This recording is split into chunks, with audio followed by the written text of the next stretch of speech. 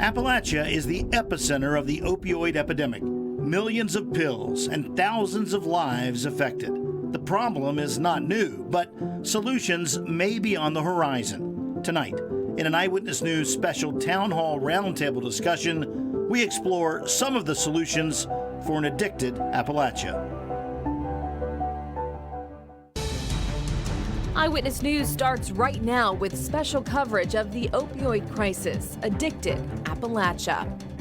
And newly released drug distribution numbers showing a big problem across Appalachia. Our own backyards dubbed ground zero for the crisis that has touched the lives of countless families. It's a database that tracks the path of every single pain pill sold in the United States, a path leading prominently to southern West Virginia and eastern Kentucky. 33,271 pills per person. Ryan was just 28 years old when he lost his life to an overdose. Every day to wake up, each day and know that you're not going to see him, you're not going to hear him, and you're not going to get a phone call from him. They tried every day to save him from the grip of addiction. Overwhelming majority, you can see 83% say that they know of someone dealing with drug addiction. When we say all the time that this is a problem that affects almost everyone, the numbers bear that out. What do you tell those critics that you're enabling drug addicts, you're contributing to the problem, and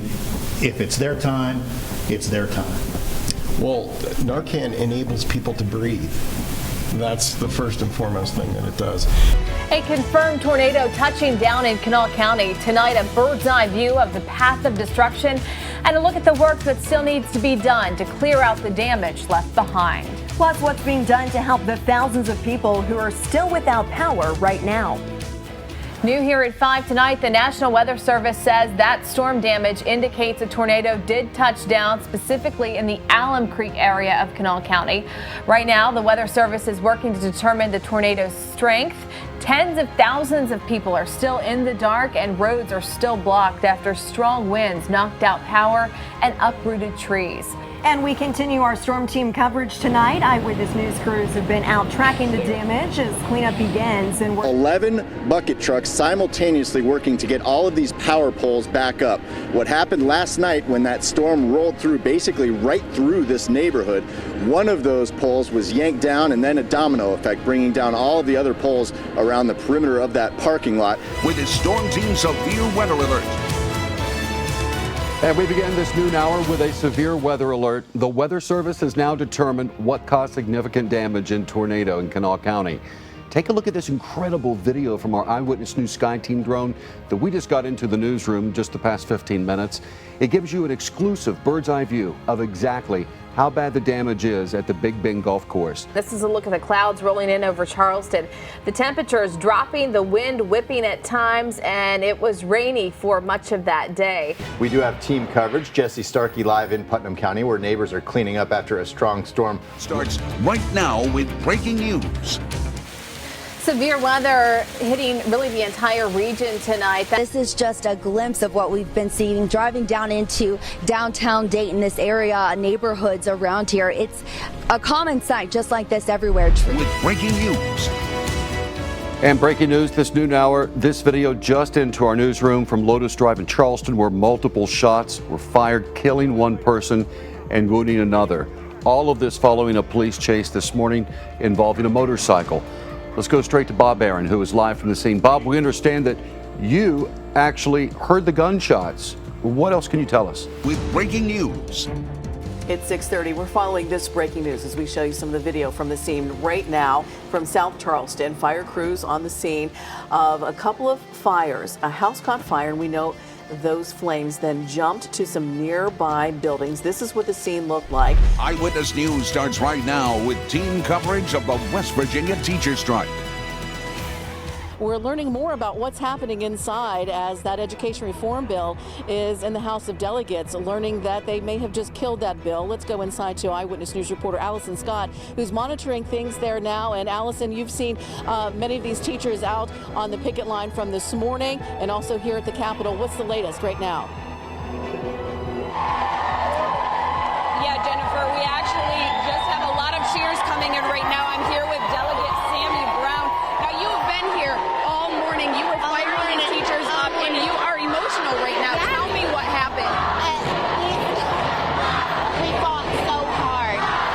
vote in the affirmative. The motion to postpone indefinitely. House will be in order.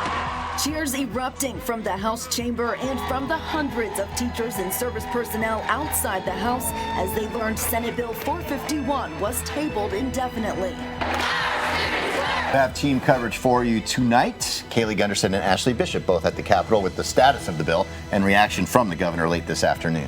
And Eyewitness News anchor Whitney Wetzel at the state capitol to anchor our coverage tonight and walk us through today's ever-changing developments. The education reform bill may have been killed by the House of Delegates, but the strike is not over just yet. A story Eyewitness News was first to break today. The Division of Corrections and Rehabilitation facing backlash tonight. The photo that's being called disturbing, hurtful, and completely inappropriate. And that's where we begin tonight at 6. The Cabinet Secretary for the Department of Military Affairs and Public Safety condemning this picture, and the future corrections officers who posed for it. It's certainly a situation where at some point in this chain of events, someone could have stepped forward and said, wait a minute, what are we doing taking this picture where future correctional officers are giving a Nazi salute? But that did not happen. U.S. Attorney Mike Stewart launching a federal investigation into all federal money given for disaster relief following the June 2016 flood. In the aftermath of that flood, communities in West Virginia received millions of dollars from FEMA and HUD meant to rebuild those communities. But nearly 3 years later, some communities have yet to make a full recovery. Today, Stewart said any person or agency that violated trust or misused taxpayer dollars will be held accountable. And we do have team coverage of this announcement tonight. Jesse Starkey joins us live in one of the cities recently in the spotlight for its alleged misuse of federal money. There's no doubt about it. It's been a rough 3 years for people who lived in a dozen West Virginia counties that really were ravaged by those 2016 floods. And a lot of those victims are still, to this day, waiting for help. Last year at this time, we did story after story, hearing from flood victims desperate for help from Rise, West Virginia. My experience with Rise has been so distasteful. They dehumanize you. They treat you like a criminal, talk to you like you're a criminal. They won't even leave their building to come out to look at nothing. It's been totally appalling. And if you talk to everybody else, it's not that I'm just an angry person. They're doing it to everybody. Sunday marks 3 years since the 2016 floods destroyed 2 Kanawha County schools. Ground is yet to be broken on Clendenin Elementary or Herbert Hoover High School, and frustrations among those who live along the Elk River continue to grow. Dysart will be a junior this year. She was in 8th grade when the 1,000-year flood took away so much from her town. 3 years later, she's grown into her new way of life. The portables aren't affecting my high school experience at all. That's just what my normal is. Once upon a time, it was a beautiful little home that she raised a family in. The home Ian Dobbin's great-grandmother built, now unlivable. She would be devastated. I mean, you know, this is all she had. It's really not a bridge to nowhere. Although there are no houses on this side of the bridge, there is a coal mine, and an active coal mine, where you've already spent a lot of your tax dollars rescuing trespassers. But even the 4 trespassers lost underground who required a massive search and rescue last December didn't use the bridge.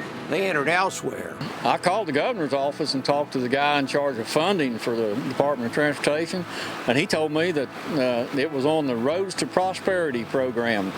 And I told him, but that makes it sound worse. I said, there's nothing above the bridge. After we pointed out this body camera video was captured in a public courtroom during what was supposed to be a public hearing, the city gave it up. So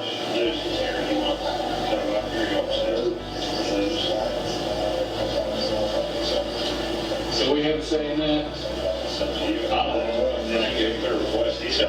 I would rather they not. Our photographer kept in the lobby while the hearing continued.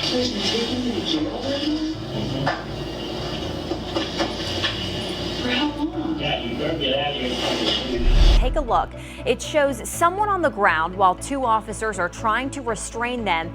Then an officer throws several punches while that person is on the ground. Charleston Police Chief Opie Smith came out with a statement saying this is under review by the department and those officers are on paid administrative leave. A video showing a violent arrest in Charleston now on Eyewitness News. We are seeing a different angle from police dash cam video. Thousands of others in the capital city Tuesday night watched in person and online as community members expressed concerns over CPD's policy that cleared two police officers in a use of force investigation. It's wrong to continue to reference and lean upon a policy to justify such an abusive situation. I don't think they should have to use all that force anyway. I mean, she only weighed, 90 pounds as a woman too? Yeah, I mean, it don't make no sense. Right.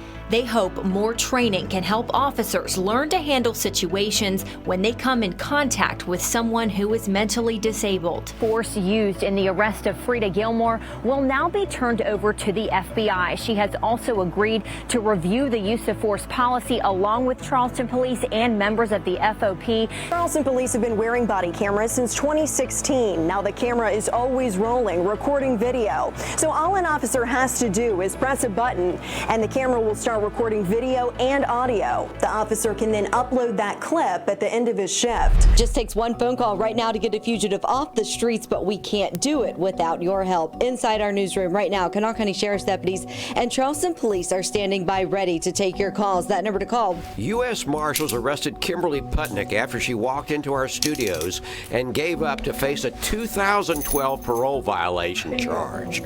Also known as Kimberly Porter, she says about a week ago she learned she had been featured on our May fugitive files. I'm coming to you guys. I'm coming to you guys because this is time. It's time to clear my name. Our public school education system is under the microscope. While there is great debate over how to improve student results, there are very few concrete answers that most can agree on. Certainly a complex issue as we continue our Eyewitness News I-Team report on the state of education in West Virginia. Each of the state's 55 counties runs its own school system. West Virginia is the only state in the country with its education system based solely on county lines. That means there are 55 county school superintendents and 55 county central office staffs with all of the costs associated with those positions. Longtime high school football rivals Clay County and Herbert Hoover are set to meet up tonight along the Elk River in Falling Rock. These two schools have been among many showing love and support to Roane County High School, who lost senior player Alex Miller last week to a sudden illness.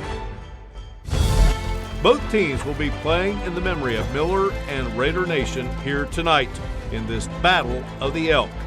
It's the Wendy's Friday Night Rivals Game of the Week, presented by Suddenlink, and it's coming your way next.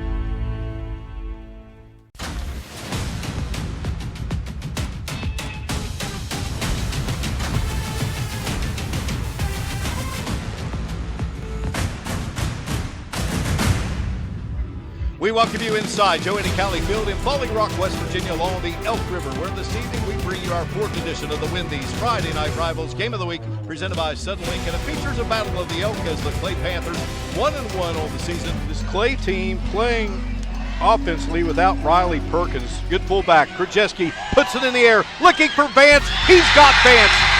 Touchdown, Panthers. We are kicking off our annual Tools for School drive, like you said, here at the Huntington Mall in Barbersville. And we are collecting pretty much any supplies that you think that a student would need to be successful this school year. We want backpacks, notebooks. Harry, what do you think of our tower so far? Oh my gosh, it's amazing. There's so much toys here than there was yesterday, and there's a lot of kids that's going to go through this Christmas holiday without nothing. And with this collaboration with the community and the various sponsors and people bringing in gifts, that joy that you see on a child's face on Christmas morning is priceless. Now, and there's a great need to drop off food to help out those in need. Eyewitness News anchor Dave Benton joins us live now at one of our drop-off locations, and that's the very popular Huntington Mall. Dave? Hey, good afternoon, Jennifer. Yes, we're at the Huntington Mall. We're at the very end, right in front of JCPenney. And right beside this guy, the pirate ship with a pirate in it. Now, our bin is located right below it. And you can see here we have some drop-offs already. Extra donations here for the Feeding Families food drive. Take a look. A lot of donations have been coming on in throughout the weeks, last week and, of course, this week, especially this week. And you can clearly see, there's a lot that's going to go for families in need. Obviously, a great cause every year, and there's so much to go around. And this is just great news for all.